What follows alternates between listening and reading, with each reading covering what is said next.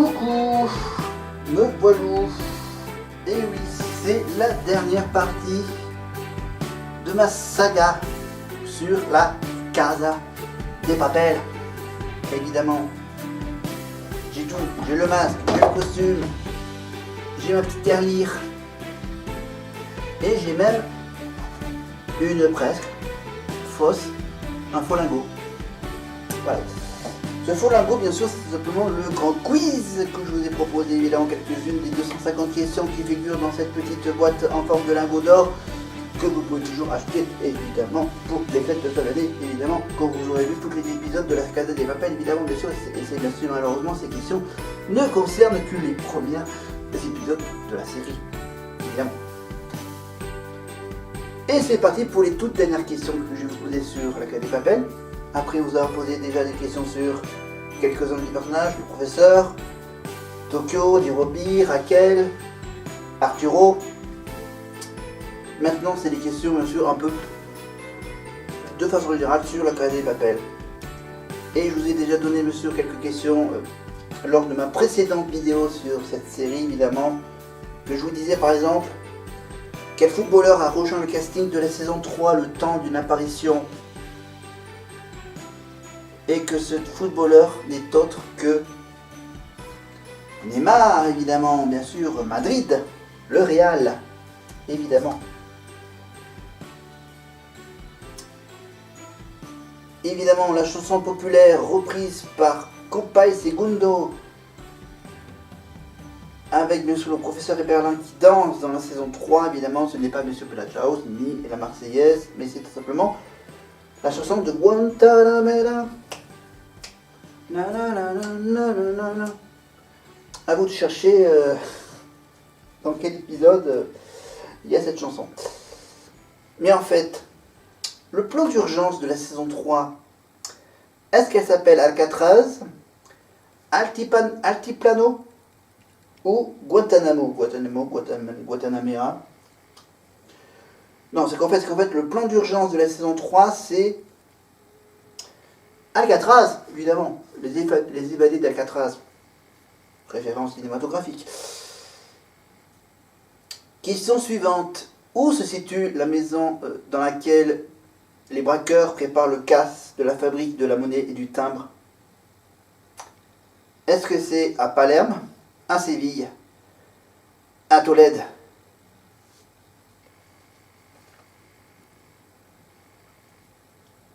La maison dans laquelle les braqueurs préparent le casse de la fabrique de la monnaie et du timbre est à Tolède.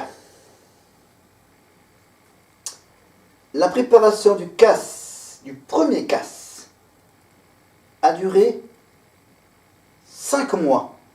Pas 1 an, ni 3 mois, mais plutôt 5 mois. Sofia. Mais en fait, qui est Sofia? C'est un animal. C'est un animal. Un furet. Ah oui, le furet. Dans les canalisations. Un mouchard dans la canalisation. Accroché au furet. Pour faire balader les flics dans les ruelles. Alors, redonnons sérieux avec la fameuse chanson, le générique de la série My Life is Going On, interprétée par Cecilia Krull. Cecilia Krull, l'interprète de la chanson du générique qu'on entend à la fin de chaque épisode de la Casa de Papel. Bien sûr, le générique, ce n'est pas Bella Ciao, même si bien sûr cette chanson est plus connue que le générique. La chanson de la Casa de Papel, bien sûr, Bella Ciao, bien sûr, qu'on entend aussi on entend au moins 2-3 fois dans toute la série. Voilà, on entend un peu au début et surtout on entend un peu aussi à la fin. Je ne sais même pas si au milieu ils le prennent une 3e fois. Voilà. Mais le générique, bien sûr, vous l'entendez au début de chaque épisode. Combien de saisons, tiens? Combien de saisons qui devaient être à l'origine comporter la série avant que Netflix ait mis son petit nez là-dedans? C'est que normalement la série ne durer que 2 saisons. Évidemment, juste le temps de faire le premier braquage. Voilà, c'est simplement les 2 saisons où il devait braquer une seule banque. Et bien sûr, Netflix a décidé de vous dire oh, allez, vous pouvez pas en faire un deuxième braquage là? Ils en ont fait un deuxième braquage. Mais apparemment, ils vont pas en faire une troisième aventure. Ah, une petite info sympathique, évidemment, le prénom de la fille de Raquel dans la série, bien sûr, s'appelle Paula. Voilà, je la vise direct. Le nombre de colonnes qui figurent à la façade de la fabrique de la monnaie et du timbre sont au nombre de 8. Ouh, il n'y en a pas 6 et il n'y en a pas 14. Le premier nom, ah oui, ça j'aime savoir. Qui est le premier nom qui apparaît au générique?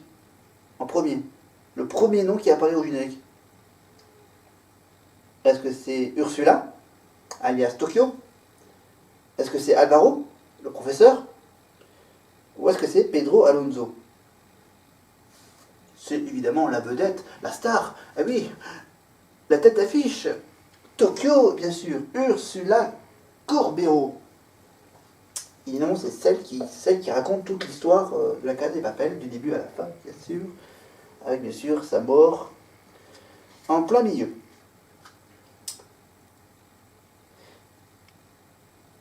Les premiers braqueurs infiltrés dans la Banque d'Espagne, ils prétendent appartenir à un régiment qui porte le nom de Tripac, Bripac,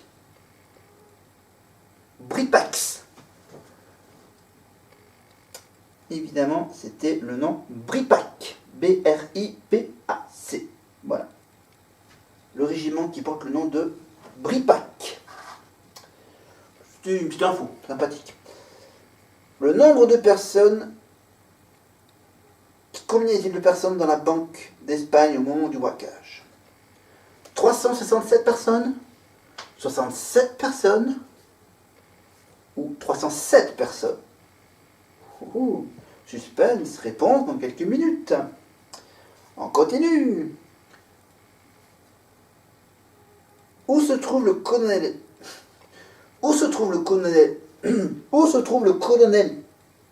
Prieto quand il apprend que les braqueurs sont de retour à Madrid dans la saison 3?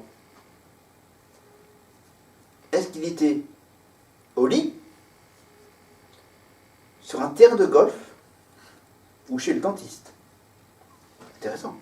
Dans quelle situation était le colonel Prieto quand il apprend que les braqueurs sont de retour à Madrid dans la saison 3? Est-ce qu'il était au lit, en train de faire du golf, ou en train de se faire charcuter les dents chez l'artiste? Eh bien, le petit côté sympa, marrant, c'est que bien sûr, le colonel était chez un dentiste.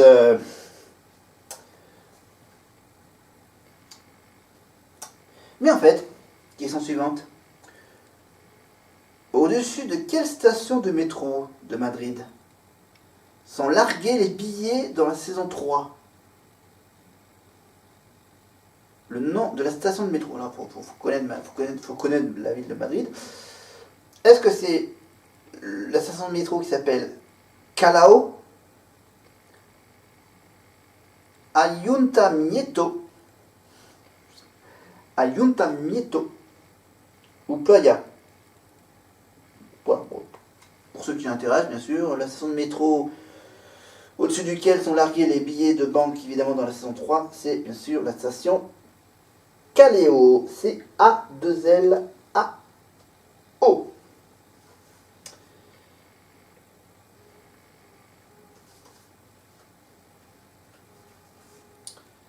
Que trouvent les policiers sur le bureau du professeur dans la saison... Que trouvent les policiers sur le bureau du professeur dans le dernier épisode de la saison 2? Est-ce qu'ils trouvent une simple carte postale? Rien? Rien? Ou juste un billet billet de 50 euros, bien sûr, 50 euros. Voilà. Est-ce que les policiers trouvent dans le bureau de professeur, dans le dernier épisode de la saison 2, est-ce qu'ils trouvent rien? Une carte postale? Ou un billet? Évidemment, ça parle d'argent. C'est logique que les flics trouvent un petit billet de 50 euros, voilà, juste pour les remercier. Merci, voilà. C'était à la fin de la saison 2. Je sais pas la signification de ce geste. Mais bon, passons. Alors là, voilà, une question où il faut être attentif bien sûr à ce qui est marqué sur l'écran. Après le braquage de la fabrique de la monnaie et du timbre, Raquel rejoint le professeur 2 mois plus tard. Non, c'est 6 mois plus tard. Ouais, peut-être même, allez, 1 an plus tard. Après le braquage de la fabrique, bien sûr, de la monnaie, du timbre, Raquel, gentil flic, qui rejoint le prof en Asie. Est-ce qu'il rejoint le prof? Je pense qu'il a dû le chercher. Mais combien de temps plus tard? 2 mois plus tard? 6 mois plus tard? 1 an plus tard? Bon, évidemment, il fallait beaucoup de temps. 1 an plus tard était la bonne réponse. Alors, on finit par 2-3 questions chiffres. Hein. Déjà, voilà, une question où il faut être attentif. À quoi correspond le nombre 434? 434, alors, j'ai les 3 propositions là. Est-ce que c'est le nombre de diamants volés par Berlin à Paris, 434? Au nombre de millions empochés par chacun des braqueurs, 434 millions. Ou est-ce que c'est le nombre de centaines de billets lâchés au-dessus de Madrid au début de la saison 3? 434, alors ça peut être quoi? Des diamants, des millions d'euros empochés par chacun des braqueurs, ou le nombre de billets lâchés au-dessus de Madrid au début de la saison 3. 434. D'accord, ouais, d'accord, ok, d'accord, j'avoue, c'est le nombre de diamants volés par Berlin à Paris. Voilà, c'était pas une question de millions empochés par les hackers, c'était non plus une question du nombre de billets, centaines de billets lâchés au-dessus de Madrid. Bon, c'était 434 diamants volés par Berlin à Paris. Oh, évidemment, c'est de la fiction. Évidemment, c'est pas de vrai. C'est pas vrai. Alors là, c'est des questions qui se ressemblent, mais l'intitulé est pas tout à fait le même. Avant de vous dire, évidemment, le nombre de personnes qu'il y avait dans la banque au moment du braquage, combien y a-t-il d'otages à la fabrique de la monnaie et du timbre? Combien y a-t-il d'otages à la fabrique de la monnaie et du timbre? 67, 46 ou 52? 67, 46, 52? Réponse? Après la réponse à la question du nombre de personnes qui sont dans la banque au moment du braquage. La Banque d'Espagne, bien sûr. C'est qu'en fait, il y en avait beaucoup. Ah oui, c'est quand même grand la banque. C'est un grand bâtiment la banque. C'est, faut être dans l'histoire, c'est, allez, on va mettre 367 personnes dans la Banque d'Espagne pour le braquage. Voilà, 367 personnes. Donc, au moment, bien sûr, où ils se font braquer. Et enfin, bien sûr, on retourne à la question que je vous ai interrompue. Le nombre d'otages qu'il y a à la fabrique de la monnaie et du timbre. La fabrique de la monnaie et du timbre, nombre d'otages, 67, 46, 52. Là, c'est des tout petits chiffres. 67, 46, 52. Il y en avait pas beaucoup, pas trop, ou un peu plus. 67, 46, 52 évidemment, et la réponse est bien sûr le gros chiffre. Le 67. Le 67, évidemment, le nombre d'otages, donc à la fabrique de la monnaie et du timbre. Voilà, c'est bien qu'à la fin, il libère les otages. Voilà, heureusement, dans l'histoire. Et voilà, tout finit bien. Tout est bien qui finit bien pour la Casa de Papel. Voilà. Il n'y a pas eu de mort. Enfin si, en fait, il y a eu quand même Nairobi, Tokyo, et il y en a quelques-uns, quand même. Voilà, des morts, des blessés, beaucoup d'or, évidemment les petites billes qui se forment en lingots, les lingots qui se forment en billes, et dans le premier braquage, il faut que je me rappelle, c'était donc... ah oui, les billets. Alors les billets, attends que je me rappelle, un coffre rempli de billets. Et donc le deuxième braquage, je vous rappelle, c'était donc la fabrique de la monnaie et des timbres. C'était évidemment l'histoire du coffre-fort inondé, plongé dans l'eau. Voilà, fabriquer un petit sas, ça permet aux plongeurs, bien sûr, de transporter les lingots d'un côté, de l'autre, de la porte. Comme le coffre est carrément sous l'eau. Et après, bien sûr, ils ont quand même trouvé le moyen, bien sûr, d'évacuer l'eau. Et en fait, l'eau qu'il y avait dans le coffre-fort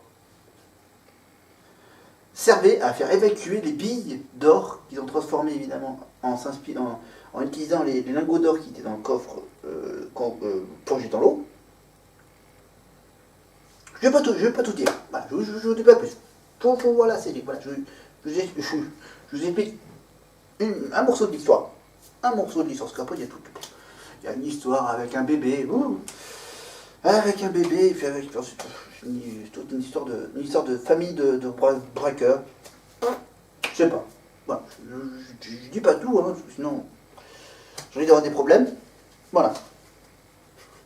Je vous les balance comme ça, les petites infos, les dernières petites infos sur la Casa de Papel, évidemment.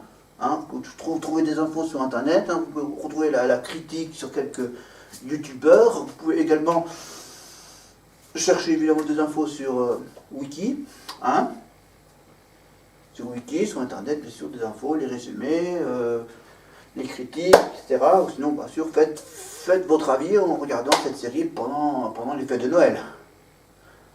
Ça pas comme cadeau. Oui, et comme cadeau, bien sûr, vous pouvez bien sûr vous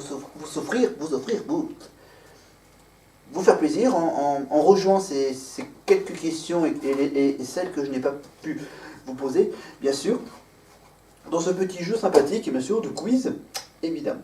Oui, et puis bien sûr, il y a plein de trucs qui sortent aussi autour de Casa de Papel, le costume, le masque,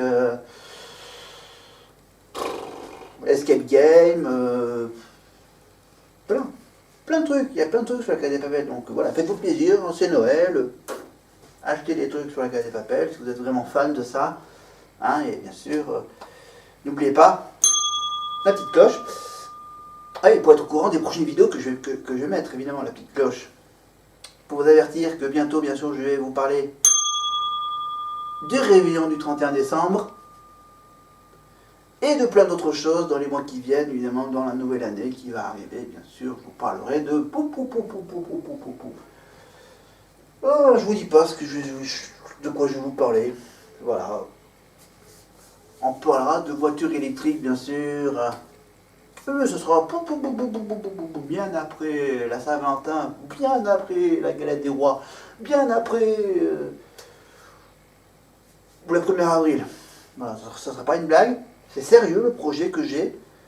Je vous en fais expliquer un peu les détails de ce projet dans les premières vidéos que j'ai fait évidemment sur cette nouvelle chaîne, évidemment Momo Big Dog.